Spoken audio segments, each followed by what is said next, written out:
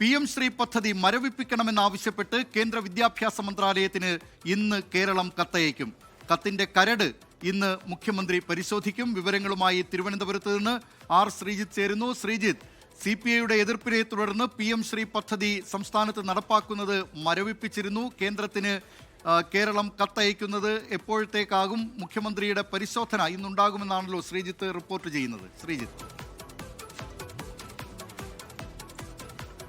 ദിലീപ്, കഴിഞ്ഞ ബുധനാഴ്ച ചേർന്ന മന്ത്രിസഭാ യോഗമാണ് PM ശ്രീ പദ്ധതി മരവിപ്പിക്കണമെന്നാവശ്യപ്പെട്ട് കേന്ദ്ര സർക്കാരിന് കത്തയക്കാൻ തീരുമാനിച്ചത്. എന്നാൽ ഇതുവരെയും കത്തയക്കാത്തത് ഇടതുമുന്നണിക്കകത്ത് ചർച്ചാ വിഷയമായിരുന്നു. ഈ സാഹചര്യത്തിലാണ് ഇന്ന് കത്തയക്കാനുള്ള തീരുമാനം വരുന്നത്.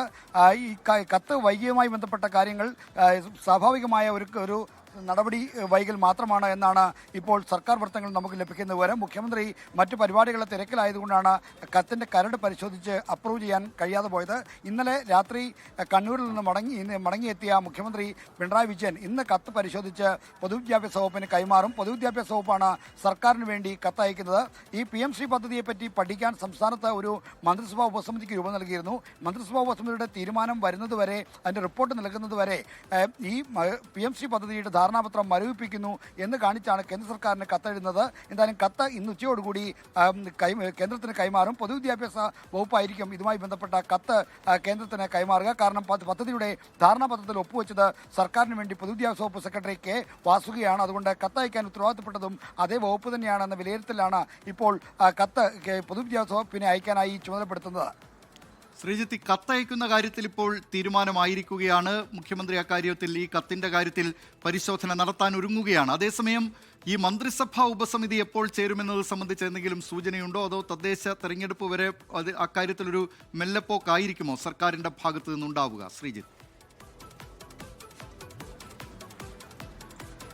ദിലീപ്, മന്ത്രിസഭാ ഉപസമിതിയും കത്തയക്കലും ഒരു മന്ത്രിസഭാ യോഗമാണ് തീരുമാനിച്ചത്. കഴിഞ്ഞ മന്ത്രിസഭാ യോഗമാണ്. എന്തായാലും നാളെ വീണ്ടും മന്ത്രിസഭാ യോഗം ചേരുന്നുണ്ട്. അതുകൊണ്ട് തന്നെ നാളെ ഈ ഉപസമിതിയുടെ യോഗം മന്ത്രിസഭാ യോഗത്തിന് ശേഷം ഉണ്ടാകുമോ എന്ന കാര്യത്തിൽ ഇനി വ്യക്തത വരാനിരിക്കുന്നു. എന്തായാലും 7 മന്ത്രിസഭാ ഉപസമിതി ഇതുവരെ യോഗം ചേർന്നിട്ടില്ല. ആദ്യം മന്ത്രിസഭാ ഉപസമിതി യോഗം ചേർന്ന് ഈ നടപടിക്രമങ്ങൾ എങ്ങനെയാണ് എന്നൊരു ഷെഡ്യൂൾ തീരുമാനിക്കണം. അതിനുശേഷമാണ് ഈ പദ്ധതിയുമായി ബന്ധപ്പെട്ട കാര്യങ്ങളുടെ പരിശോധനയിലേക്ക് കടക്കാൻ പോകുന്നത്. എന്തായാലും ഇപ്പോഴത്തെ നിലയനുസരിച്ച് ഇതുവരെ യോഗം കൂടാനുള്ള ഒരു തീയതി തീരുമാനിച്ചിട്ടില്ല. ഒരുപക്ഷെ നാളെ കൂടാനുള്ള സാധ്യത മാത്രമാണ് ഇപ്പോൾ നമുക്ക് ചൂണ്ടിക്കാണിക്കാൻ കഴിയുന്നത്. ഈ PM ശ്രീ പദ്ധതിയുടെ ധാരണാപത്രം പരിശോധിച്ച് ഇത് കേരളത്തിൽ നടപ്പിലാക്കാൻ കഴിയുമോ? ദേശീയ വിദ്യാഭ്യാസ നയം പ്രധാന ഘടകമായ PM ശ്രീ പദ്ധതി നടപ്പിലാക്കുമ്പോൾ ആ നയം കേരളത്തിലെ പാഠ്യപദ്ധതിയുടെ ഭാഗമാക്കേണ്ടി വരില്ലേ തുടങ്ങിയ കാര്യങ്ങളാണ് പരിശോധിക്കുന്നത്. പൊതുവിദ്യാഭ്യാസ മന്ത്രി V. ശിവൻകുട്ടിയാണ് 7 ഉപസമിതിയുടെ അധ്യക്ഷൻ. CPIM-ൽ നിന്ന് നിയമമന്ത്രി P. രാജീവ് കൂടി ഈ സമിതിയിൽ അംഗമായിരിക്കും. CPI-ൽ നിന്ന് നിയമസഭാ കക്ഷി നേതാവായ മന്ത്രി K. രാജനും ദേശീയ കൗൺസിൽ അംഗമായ P. പ്രസാദുമാണ് ഈ മന്ത്രിസഭാ ഉപസമിതിയിലുള്ളത്. ലോകത്തെവിടെയായാലും ഏത് സമയത്തും 24 വാർത്തകളും ഓഗ്മെന്റഡ് റിയാലിറ്റി പാക്കേജുകളും എക്സ്പ്ലെയിനറുകളും വിശദമായി കാണാൻ ഞങ്ങളുടെ YouTube ചാനൽ നിങ്ങൾക്ക് സബ്സ്ക്രൈബ് ചെയ്യാം.